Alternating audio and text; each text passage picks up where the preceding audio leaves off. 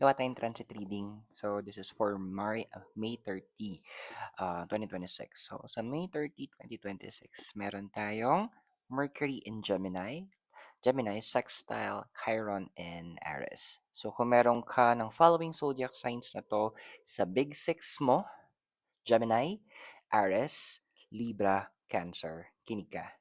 So, generally kasi hanggang June 2 itong energy na to. So, ano bang ina-expect natin during this beautiful transit na to? So, magkakaroon kasi ito ng magpo-promote to ng awareness para ma-voice out natin yung mga important topics. Kumbaga yung mga iniiwasan ng mga bagay, mapag-uusapan ng mas maayos.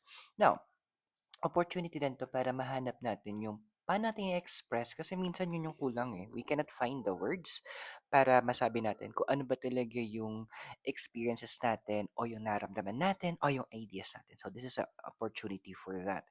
Yung communication medyo actually more honest na siya tsaka direct and medyo hindi na gano'n na nangingibabaw yung emosyon in terms of being sa honesty and being direct.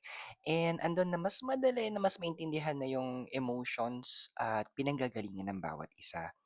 Now, in terms of work naman, so good time ito best time ito para pag-usapan niyo na yung mga bagay na hindi mapag-usapan dati, hindi niyo ma-resolve.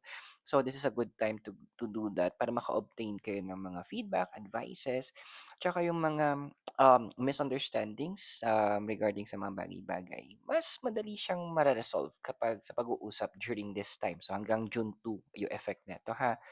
And ito rin yung good time para magkaroon ng mga negotiation, hahanapin yung point of compromise, yan.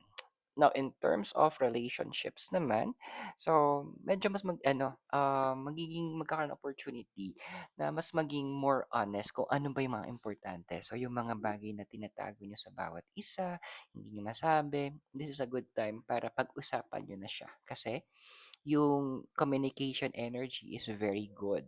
And yung mga dating topics na hindi nyo mapag-diskusyonan, siguro yung mga hindi nyo mapagkasunduan, ayan, it's an important time, it's a best time para maging open, para mahanap nyo at na malaman nyo yung mga boundaries and what you can do to acknowledge and respect those boundaries. So I hope nakatulong sa yung readings. Those are for guidance purposes. Use your free will wisely. Subscribe, like, and share para magkita tayo sa mga next videos.